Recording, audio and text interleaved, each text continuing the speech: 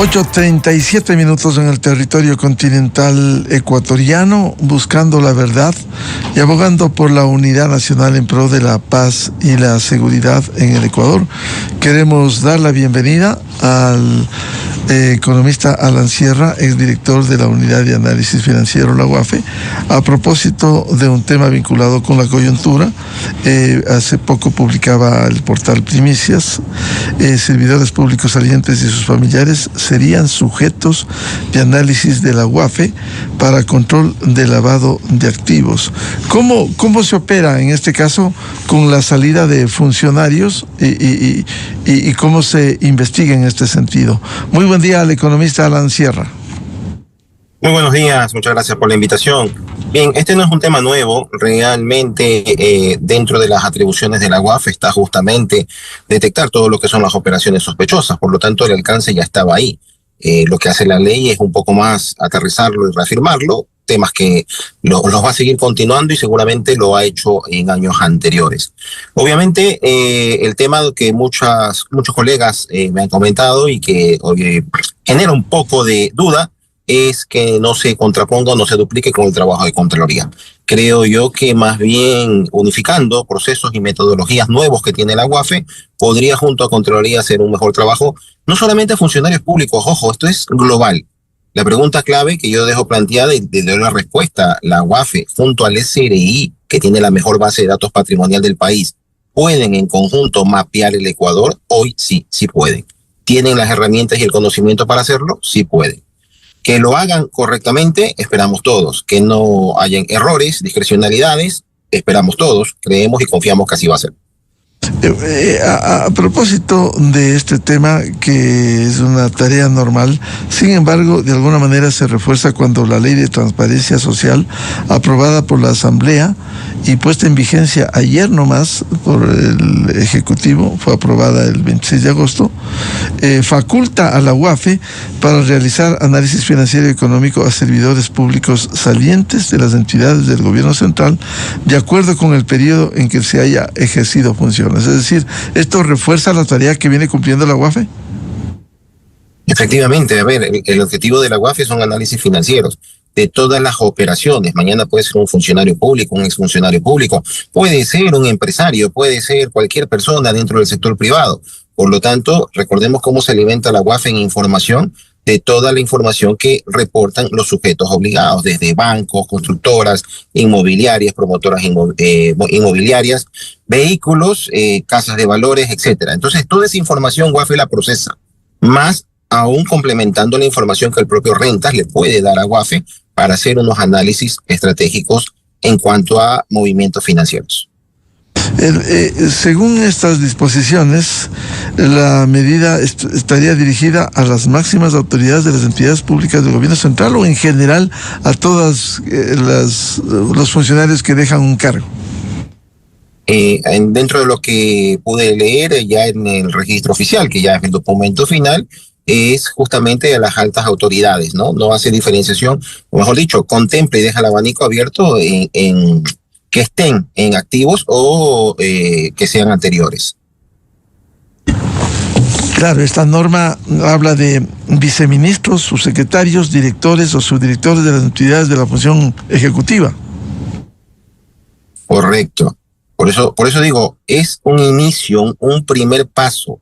De acuerdo a esta metodología implementada, se va a extender ya no solo al sector público. UAFE tiene toda la potestad en este momento, junto con la información del SRI, haciendo obviamente un trabajo coordinado con Contraloría para hacerlo a nivel global de todo el país.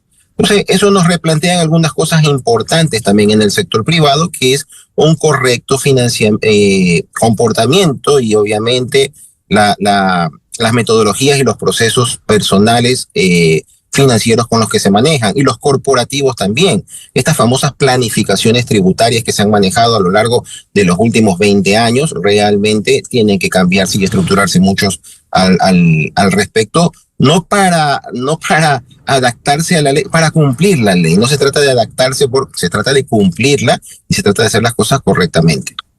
Ahora, por la disposición aprobada también se añade la medida a familiares de los funcionarios mencionados, de los viceministros, subsecretarios, directores o subdirectores de las entidades de la función ejecutiva, sino también familiares de los funcionarios hasta el segundo grado de consanguinidad, es decir, hermanos, abuelos, nietos, y segundo de afinidad, cuñados, abuelos o nietos del cónyuge.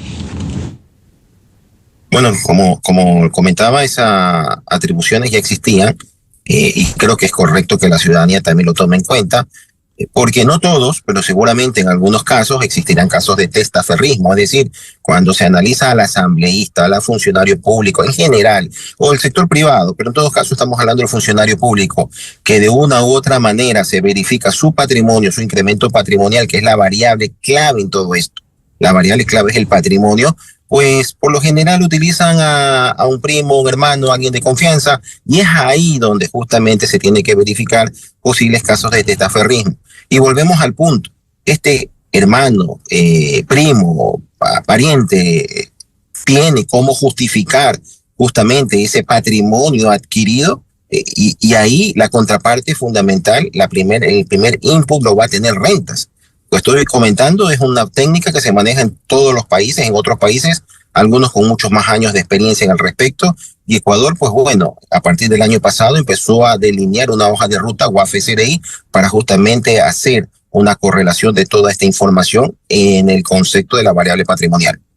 Ahora, este análisis al manejo y a los recursos que cuentan los exfuncionarios, ¿podrá realizarse a petición de parte o también bajo discrecionalidad institucional?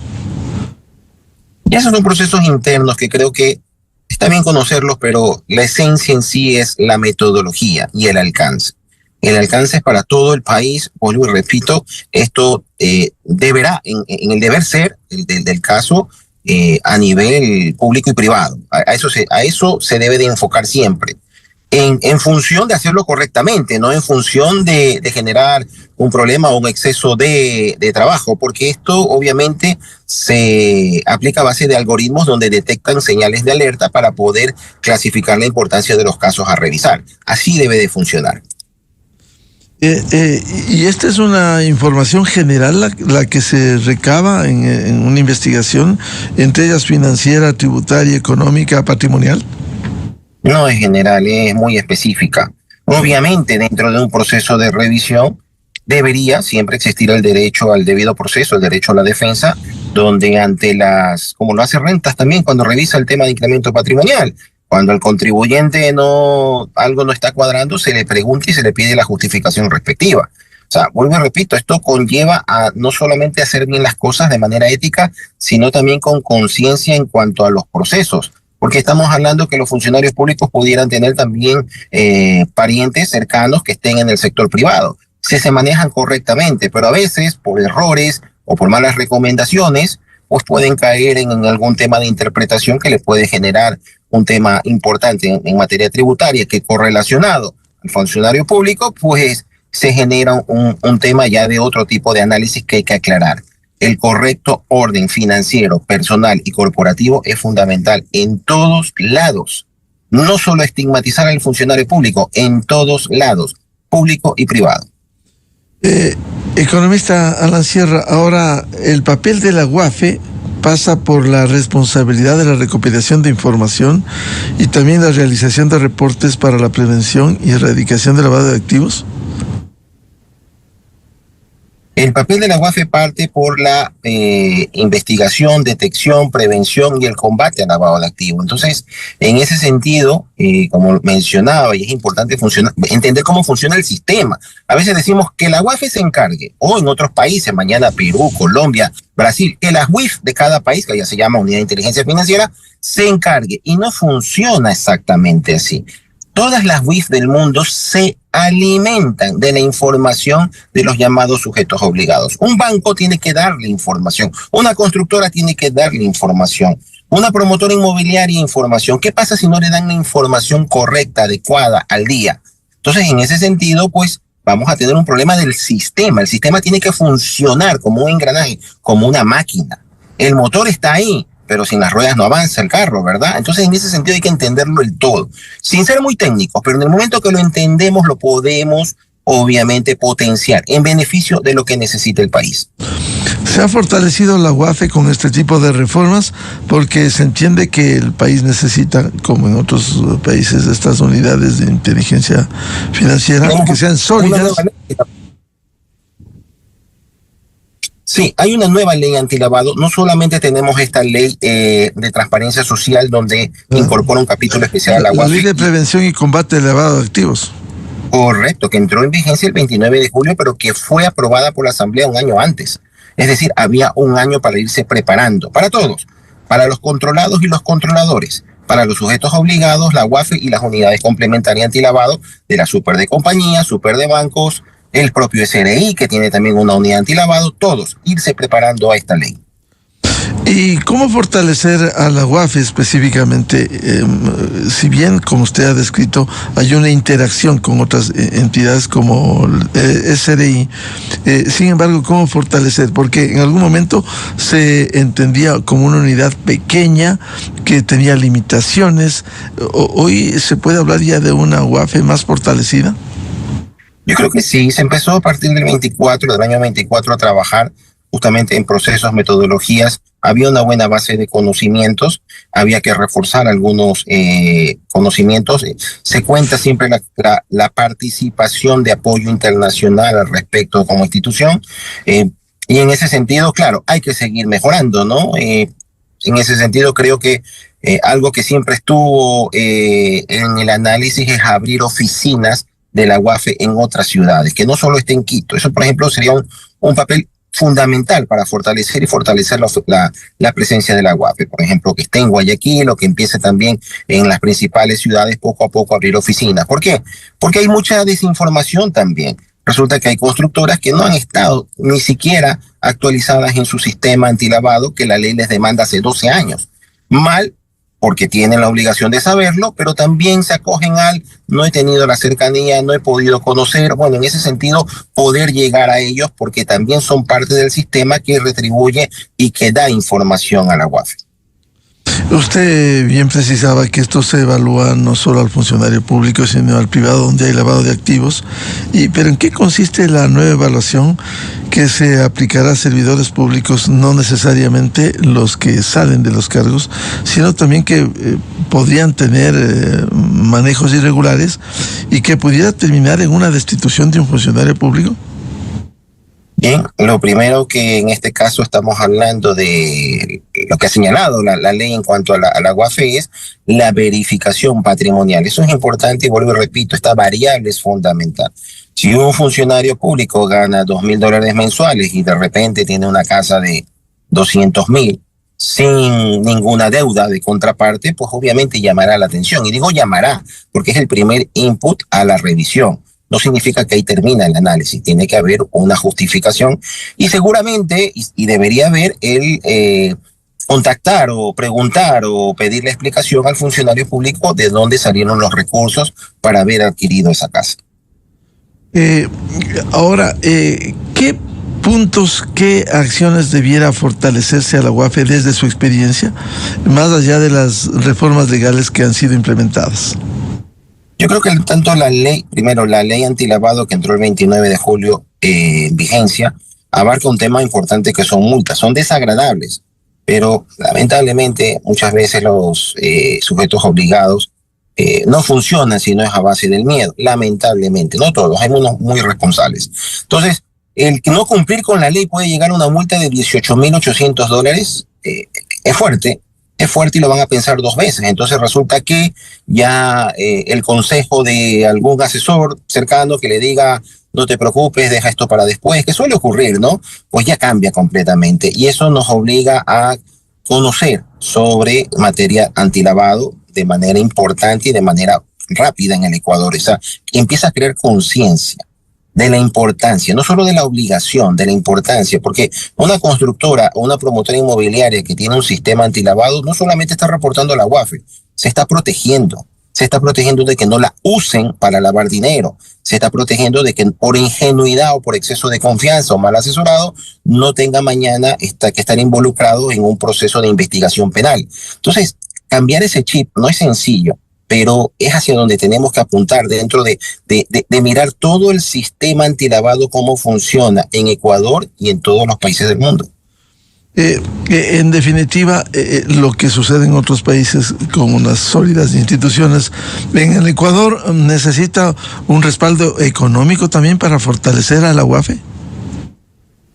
Obviamente la UAFE tendrá que irse fortaleciendo y de hecho así lo ha anunciado desde el año anterior, justamente para ir mejorando e invirtiendo en tecnología, invirtiendo en procesos, en metodología también. Recordemos que, o sea, hay una máxima clarísima acerca del conocimiento. Lo que hoy sirve en 3 años habrá que irse adaptando. O sea, no podemos decir que lo que hoy se está aplicando en 3 años seguramente tendrán que haber algunos cambios, porque el conocimiento evoluciona, no es estático. Por lo tanto, tenemos que seguir preparando a todas las instituciones de control, llámese UAFE, llámese CRI en general, Contraloría, en ese sentido y con esa visión.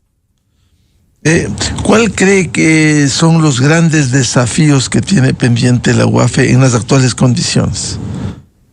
Yo creo que el gran desafío ahorita es enfrentar un correcto manejo que le permita soportar, sustentar, llamemos así, respaldar, cuando entre en ejecución todos estos cambios de esta última ley que salió justamente en el registro oficial ayer, que es el congelamiento de fondos, a través de un reporte de inteligencia, un reporte de operación sospechosa de la UAFE. Es decir, no tiene que llegar a fiscalía para que haya un proceso de congelamiento de fondos bancarios, sino que directamente la UAFE lo podrá solicitar al juez. Este proceso y este mecanismo es importante porque el juez va a tener 8 días para poder ratificar o rever esa decisión o esa solicitud de la UAFE. Y por lo tanto, esos 8 días son importantes para el afectado, que algunos por vinculación de terceros, no por decisiones propias, pudieran estar involucrados. Entonces, ese derecho a la defensa, el debido proceso, el demostrar que tenía y cumplía con todos los procesos antilavado, con un sistema de compliance que la ley le dice desde hace más de 12 años, y estar preparado es fundamental para cualquier empresario y que esta situación pues no le dañe la reputación, peor aún lo haga quebrar. Ahora, siendo importante la dolarización que tiene el Ecuador desde hace 25 años, ¿cuánto pudiera facilitar el lavado de activos en nuestro país?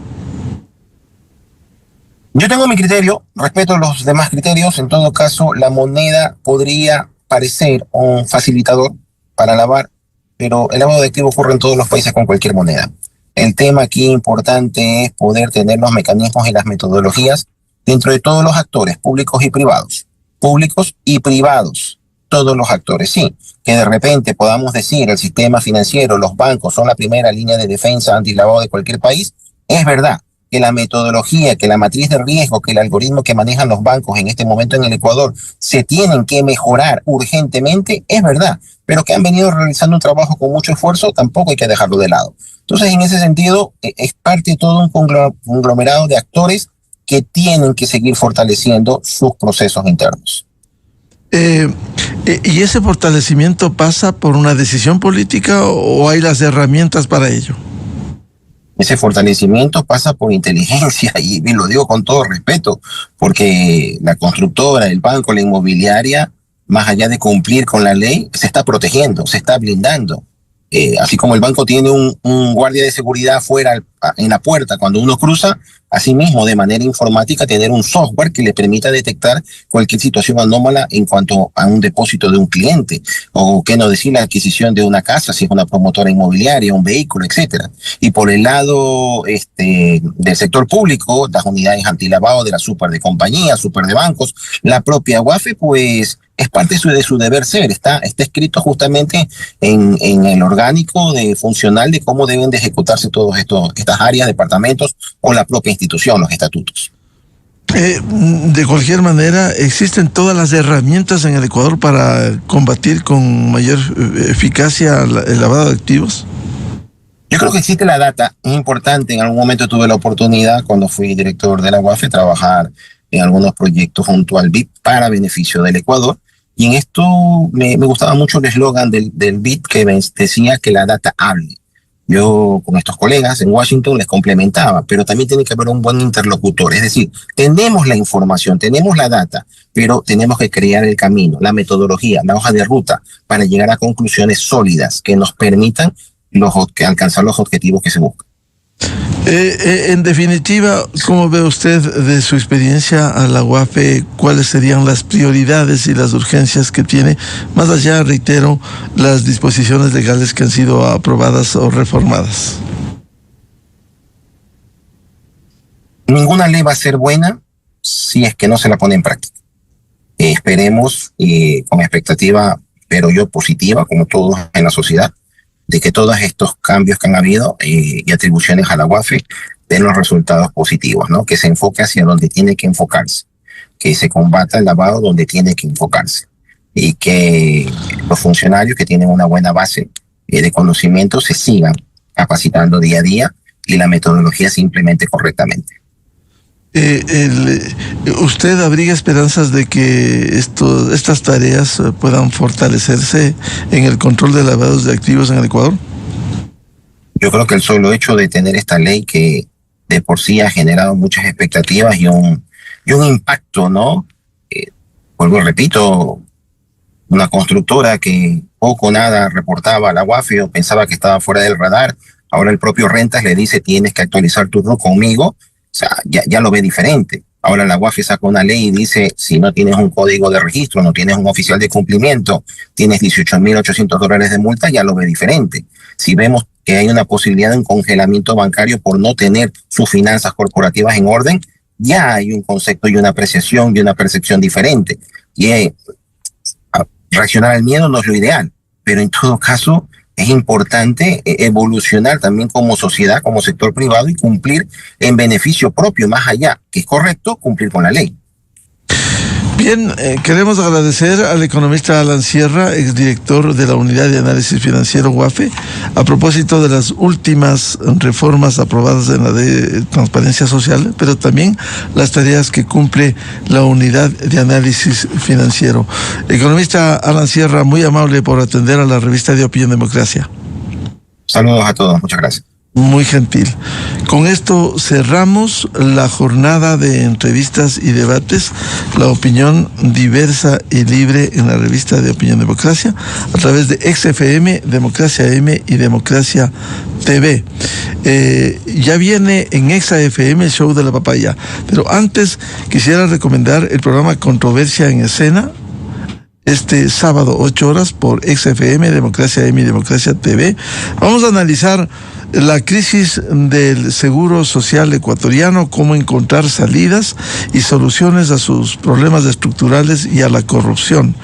Invitados el economista Augusto de la Torre, ex gerente general del Banco Central del Ecuador, ex alto funcionario internacional en el Banco Mundial y analista de la Seguridad Social, la economista María de los Ángeles Rodríguez, vocal del Consejo Directivo del IES, y el ingeniero Jorge Madera, ex presidente del Consejo Directivo del IES y miembro de la Mesa de Estudios de la Seguridad Social. De mi parte, les deseo un feliz viernes, feliz fin de semana a todos. Dios mediante, volveremos a seguir contribuyendo con la búsqueda de la verdad el próximo día lunes.